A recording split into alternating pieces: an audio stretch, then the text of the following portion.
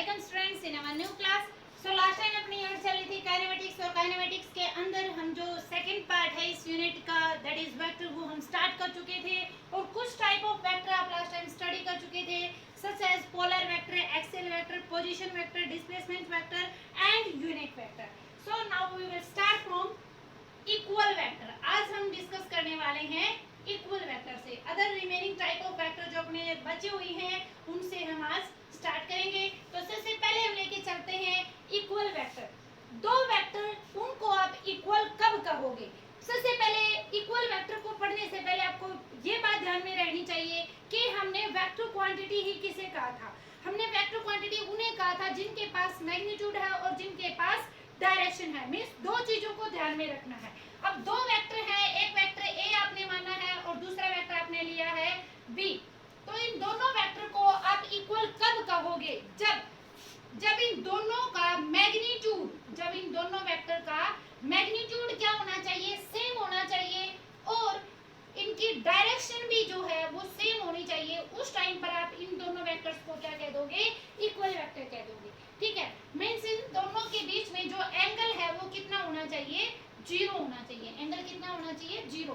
तभी तो वो दोनों क्या होंगे? एक ही डायरेक्शन के अलोंग होंगे। मींस दोनों की डायरेक्शन भी सेम होनी चाहिए और दोनों का मैग्नीट्यूड भी सेम हो। उस कंडीशन में आप उन दो वेक्टर को क्या कह दोगे? इक्वल वेक्टर कह दोगे। ठीक है, उसके बाद जो नेक्स्ट टाइप आप लेके चल रहे हो वो क्या है? नेक्स्ट टाइप हम लेके चल रहे हैं नेगेटिव वेक्टर।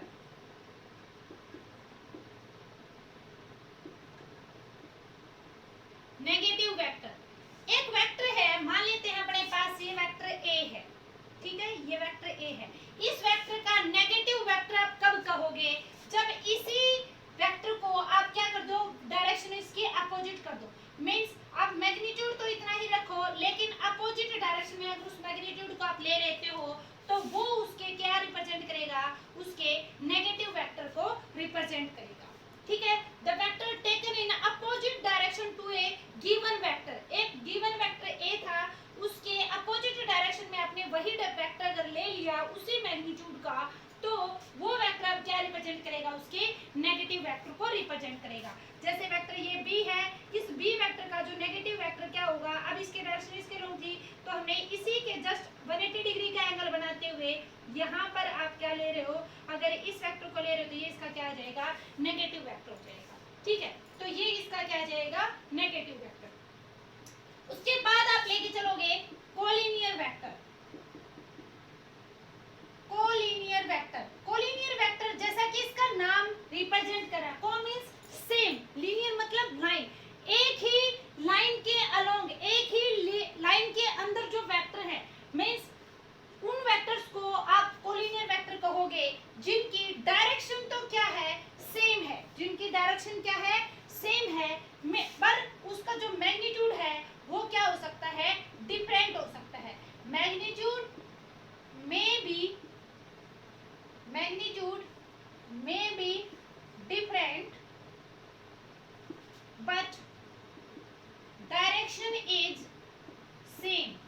डायरेक्शन क्या होनी चाहिए? उसकी सेम होनी चाहिए। मैग्नीट्यूड क्या हो सकता है? डिफरेंट हो सकता है। मींस एक वेक्टर ए है, एक वेक्टर बी है, तो इन दोनों वेक्टर को आप क्या कह सकते हो? कोलिनियर वेक्टर कह सकते हो, क्योंकि दोनों की डायरेक्शन आपको क्या दिख रही है? सेम, लेकिन इनका जो मैग्नीट्यूड है वो क्या है? डिफरेंट है। जैसे ये वेक्टर आपने सी ले लिया, ये वेक्टर आपने डी ले लिया, ये वेक्टर आपने ई लिया है, तो इन तीनों वेक्टर को आप क्या कह सकते हो?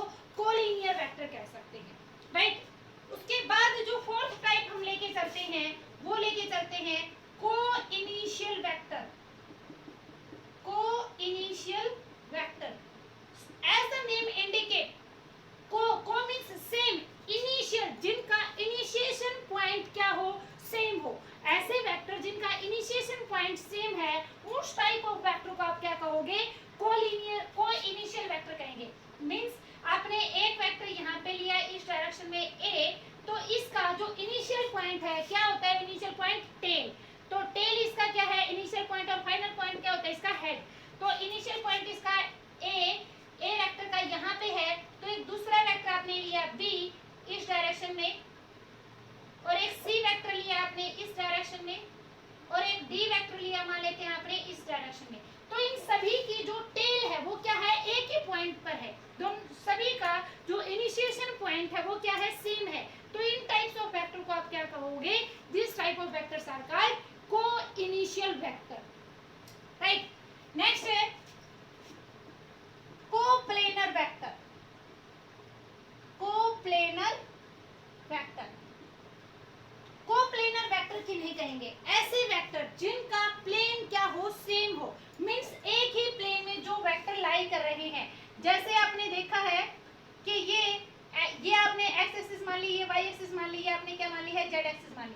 तो x और y दो एक्सिस को मिला के ये x एक्सिस ये y एक्सिस, तो ये इसका क्या बन गया, एक प्लेन बन गया। ये बोर्ड है, ये क्या है, xy प्लेन आप इसको मान सकते हो, प्लेन है ये, ठीक है। लेकिन अगर इस बोर्ड को भी अगर आप ये आगे पीछे इसकी हाइट और डेप्थ को लेके चले तो वो क्या हो जाएगा, 3D आ जाएगा, स्पेस का केस आ जाएगा। पर अगर आप एक प्लेन के अंदर x और y एक्सिस से ये xy प्लेन बन गया अपने यहाँ पर xy प्लेन, तो एक ही प्लेन में जो दो वेक्टर है, एक ही प्लेन के अंदर जो दो वेक्टर आप कंसीडर करके चल रहे हो, दो वेक्टर हैं, तीन वेक्टर है, लेकिन उन सभी वेक्टर्स का प्लेन क्या है, सेम ही है। मींस सभी के सभी वेक्टर या तो xy प्लेन में ही आ रहे हैं, या yz प्लेन में ही आ रहे हैं, या zx प्लेन के अंदर ही आ रहे हैं, तो वो वेक्टर सभी क्या कहलाएंगे, कोप्लेनर वेक्टर कहलाएंगे। Means co means same, plane means plane, same plane के अंदर जो वेक्टर लाई कर रहे हैं, राइट। उसके बाद नेक्स्ट टाइप आप लेके चलेंगे इसकी इक्वल, नेगेटिव, कोइनिशियल, कोलिनियर, कोप्लेनर। इसके बाद हम इसका लेके चल रहे हैं next type, that is zero vector. Next type आप लेके चलेंगे इसकी जीरो वेक्टर।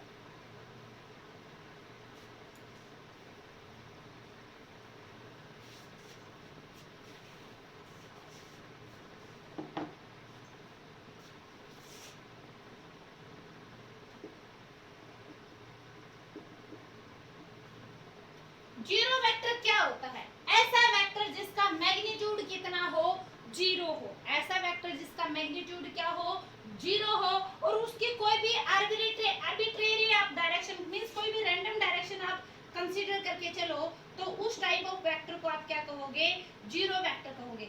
मैग्नीट्यूड कितना, जीरो, और डायरेक्शन आप कोई भी आर्बिट्रेरी मींस रैंडम डायरेक्शन आप कंसीडर करके चले, आर्बिट्रेरी, कोई भी आर्बिट्रेरी डायरेक्शन आप इसके लिए कंसीडर कर सकते हैं, तो उस टाइप ऑफ वेक्टर को आप क्या कहेंगे, जीरो वेक्टर कहेंगे। इसका दूसरा नाम है नल वेक्टर। इसका दूसरा नाम क्या लेके चल रहे हैं, नल वेक्टर लेके चल रहे हैं। तो इस जीरो वेक्टर की कुछ स्पेशल प्रॉपर्टीज होती हैं, उसको एक बार हम लेके चलेंगे। Properties of A zero vector, special properties of zero vector. Special properties of zero vector क्या है, जैसे अपने पास कोई वेक्टर ए है, ये ठीक है, ये कोई वेक्टर ए है, और इसके अंदर अगर आपने ये जीरो वेक्टर ऐड किया है, तो इसके किसी क्वांटिटी, किसी वेक्टर क्वांटिटी के अंदर अगर आप जीरो वेक्टर ऐड कर रहे हो, तो उसकी वजह से उस क्वांटिटी के ऊपर कोई इफेक्ट नहीं पड़ेगा।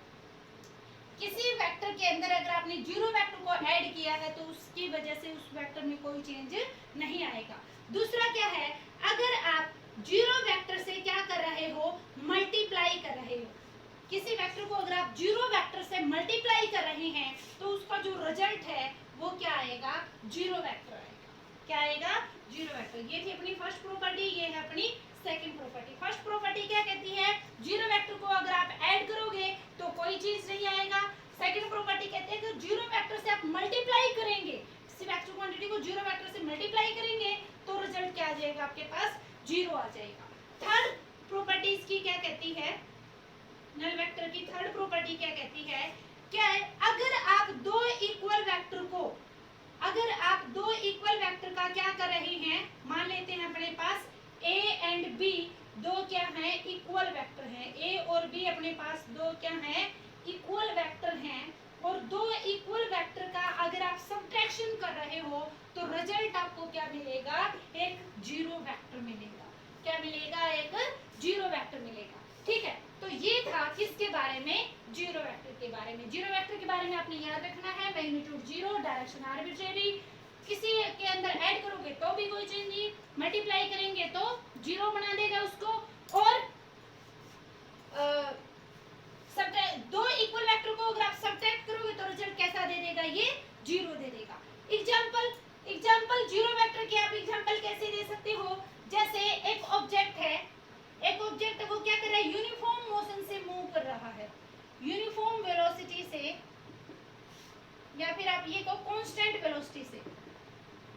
एक ऑब्जेक्ट क्या कर रहा है, कांस्टेंट वेलोसिटी से मूव कर रहा है। कांस्टेंट वेलोसिटी से अगर मूव करेगा तो ये इसका जो वेक्टर होगा, इसका ये किस वेक्टर को रिप्रेजेंट करेगा, इसका जो एक्सेलरेशन वेक्टर होगा वो क्या हो जाएगा, 0 वेक्टर हो जाएगा। इसका जो एक्सेलरेशन होगा वो क्या हो जाएगा, 0 वेक्टर का एग्जांपल हो जाएगा। या फिर आप क्या लेके चलो कि एक ऑब्जेक्ट है वो क्या है, स्टेशनरी है with respect to standard fixed position या स्टैंडर्ड फिक्स्ड रेफरेंस पॉइंट, उसके कंपैरिजन में वो टाइम के साथ साथ अपनी पोजीशन को चेंज नहीं कर रहा है, तो उसका जो डिस्प्लेसमेंट वेक्टर हो जाएगा, उसका जो डिस्प्लेसमेंट वेक्टर होगा, स्टेशनरी ऑब्जेक्ट का जो डिस्प्लेसमेंट वेक्टर होगा वो किसको रिप्रेजेंट करेगा, या फिर वो एग्जांपल हो जाएगा किसका, 0 वेक्टर का। तो 0 वेक्टर का इस तरह से आप एग्जांपल याद कर सकते हैं, ठीक है, ओके। तो ये था किसके बारे में, 0 वेक्टर के बारे में। अब कुछ और अलग से टाइप ऑफ वेक्टर हम स्टडी करेंगे। नेक्स्ट हम लेके चलते हैं जैसे लोकलाइज्ड और फिक्स्ड वेक्टर, लोकलाइज्ड और फिक्स्ड वेक्टर, लोकलाइज्ड और फिक्स्ड वेक्टर, लोकलाइज्ड और फिक्स्ड वेक्टर।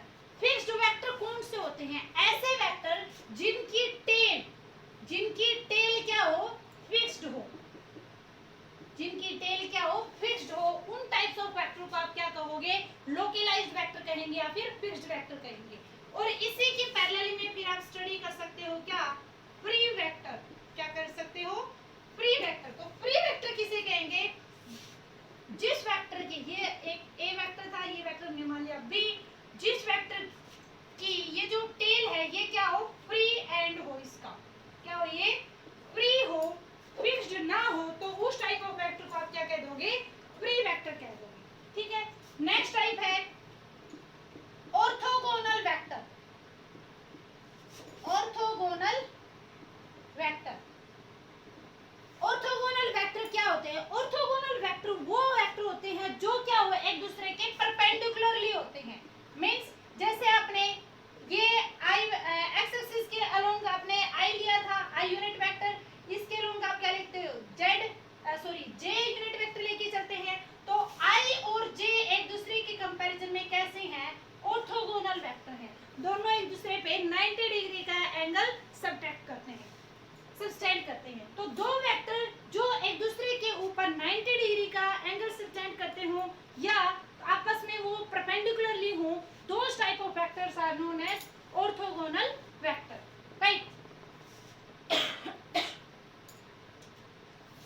नेक्स्ट लेके चल रहे हैं रिजल्टेंट वेक्टर।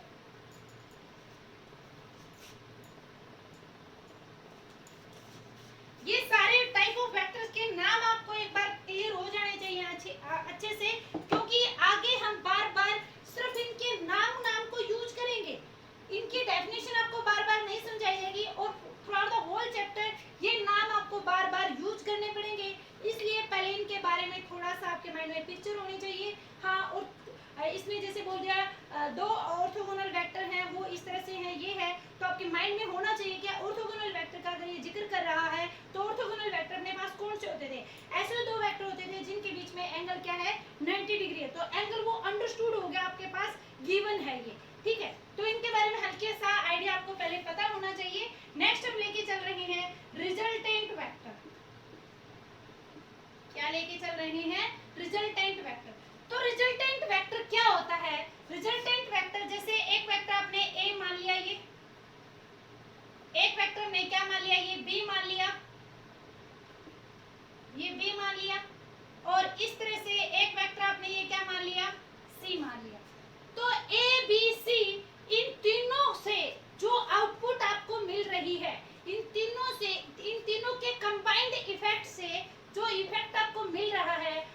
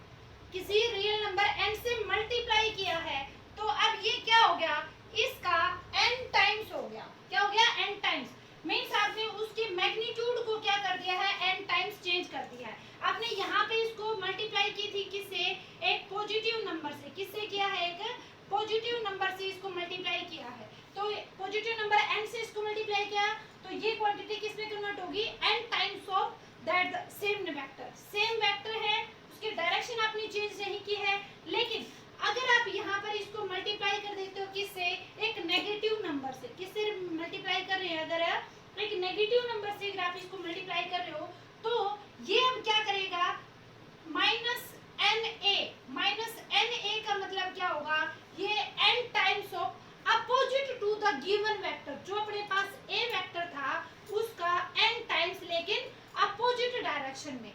अगर आप उसको क्या करोगे, एक नेगेटिव नंबर से मल्टीप्लाई करेंगे तो, ठीक है। तो ये है rules for multiplication in vectors. इसमें आपने स्टडी किया multiplication by a real number, multiplication by a real number. अब हम स्टडी करेंगे multiplication by a scalar, multiplication by a scalar. जब आप एक वेक्टर क्वांटिटी को एक स्केलर क्वांटिटी से मल्टीप्लाई कर रहे हैं, तो आपको एक नई फिजिकल क्वांटिटी मिलेगी, मींस एक नई वेक्टर क्वांटिटी मिलेगी। क्या, जैसे कुछ मैं आपको एग्जांपल देती हूँ, जैसे हमने लिया क्या, एसेलेशन, आप सभी जानते हैं एसेलेशन क्या है, एक वेक्टर क्वांटिटी है, ठीक है। इस एसेलेशन वेक्टर क्वांटिटी को अगर मैं मास, क्या है ये मास, और मास कैसी क्वांटिटी है, स्केलर क्वांटिटी है। मास कैसी क्वांटिटी है, स्केलर क्वांटिटी है। ये कैसी क्वांटिटी थी, वेक्टर क्वांटिटी है। हम क्या करें, मल्टीप्लिकेशन बाय ए स्केलर, एक वेक्टर क्वांटिटी को आप मल्टीप्लाई कर रहे हो किसी एक स्केलर क्वांटिटी से, तो आपके पास एक नई फिजिकल क्वांटिटी मिलेगी, न्यू फिजिकल क्वांटिटी आपके पास आएगी। और वो जो नई फिजिकल क्वांटिटी आपके पास आ रही है, जो आपके पास नई फिजिकल क्वांटिटी आएगी, उसकी जो डायरेक्शन होगी, उसकी डायरेक्शन होगी वो सेम होगी, same direction as the multiplied vector. Means जिस वेक्टर के साथ आप मल्टीप्लाइड कर रहे हो उस स्केलर क्वांटिटी को, तो उसकी जो डायरेक्शन है, डायरेक्शन उसकी क्या रहेगी, सेम रहेगी, बट आपको एक न्यू फिजिकल क्वांटिटी मिलेगी। तो जैसे हमने केस लिया किसका, एसेलेशन का। एसेलेशन कैसी क्वांटिटी है, वेक्टर क्वांटिटी है। इस वेक्टर क्वांटिटी एसेलेशन को आपने मल्टीप्लाई किया एक स्केलर क्वांटिटी मास से, तो आपके पास F इक्वल टू, आपको पता है क्या होता है, ma होता है, मास इनटू एसेलेशन। तो यहाँ से आपके पास फोर्स आए हैं एक नई वेक्टर क्वांटिटी, फोर्स क्या है, एक न्यू वेक्टर क्वांटिटी आई है, जिसकी डायरेक्शन क्या होगी, सेम होगी as that of the acceleration, और आपके पास ये एक न्यू क्वांटिटी ऑब्टेन हो। एक और एग्जांपल लेके चलते हैं। जैसे आप जानते हैं क्या, वेलोसिटी को सभी जानते हैं, मींस v। इस v को अगर मैं मल्टीप्लाई कर देती हूँ किससे, m से, मैंने v को मल्टीप्लाई किया किससे, m से, तो v क्या है आपके पास, एक वेक्टर क्वांटिटी है। v क्या है, वेक्टर क्वांटिटी है। m क्या है, मास मींस स्केलर क्वांटिटी।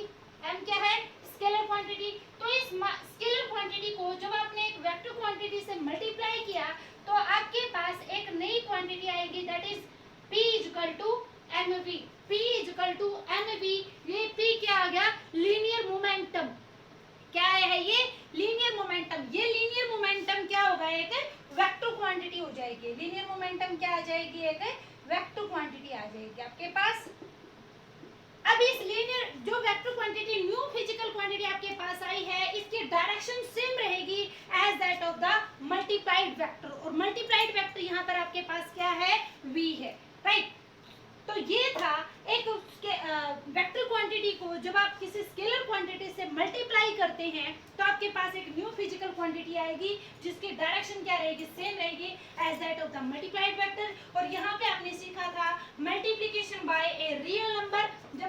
जब आप एक पॉजिटिव रियल नंबर से, जब आप एक पॉजिटिव नंबर से मल्टीप्लाई करते हो किसी वेक्टर क्वांटिटी को, तो उसका मैग्नीट्यूड क्या रहेगा, मैग्नीट्यूड उसका,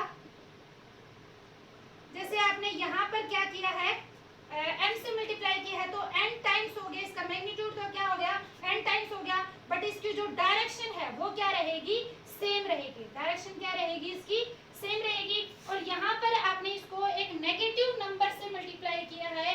एक नेगेटिव नंबर से मल्टीप्लाई करने की वजह से इसका जो मैग्नीट्यूड है, इसका जो मैग्नीट्यूड है वो कितना हो गया, n टाइम्स हो गया। और इसकी जो डायरेक्शन है, मल्टीप्लाई करने के बाद इसकी जो डायरेक्शन है वो क्या हो जाएगी, अपोजिट हो जाएगी। क्या आ जाएगी, अपोजिट डायरेक्शन।